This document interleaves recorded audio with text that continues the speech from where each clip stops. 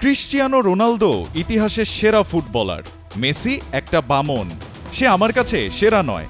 হ্যাঁ, ঠিকই শুনেছেন। বৃহস্পতিবার সকালে এমবাপ্পে তার এক্স অ্যাকাউন্টে এমনই বোমা ফাটিয়েছেন। যাকে মেসি রোনালদোর পর ফুটবল বিশ্বের ভবিষ্যৎ সুপারস্টার ভাবা হয়, তার কাছ থেকে এমন মন্তব্য তো বেশ অপ্রত্যাশিত। কিন্তু এমনই কাণ্ড করে বসেছেন কিলিয়ান এমবাপ্পে।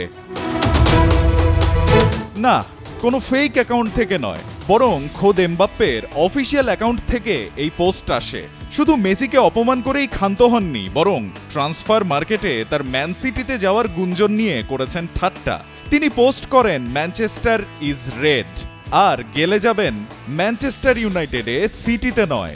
সামাজিক যোগাযোগ মাধ্যম এক্সে তার এসব খোঁচাখুচি হয় ভাইরাল। প্রশ্ন উঠতে পারে, এমবাপ্পের হঠাৎ এমন বদলের কারণ কি? পিএসজিতে ২-৪ বার পেনাল্টি কে নেবেন তা নিয়ে নেইমারের সাথে দ্বন্দ্বে জড়ানো বাদ দিলে তিনি তো সাধু পুরুষ, তার আইডল CR7, তাই বলে মেসিকে বামন বলে অপমান করবেন, তাই কি হয়?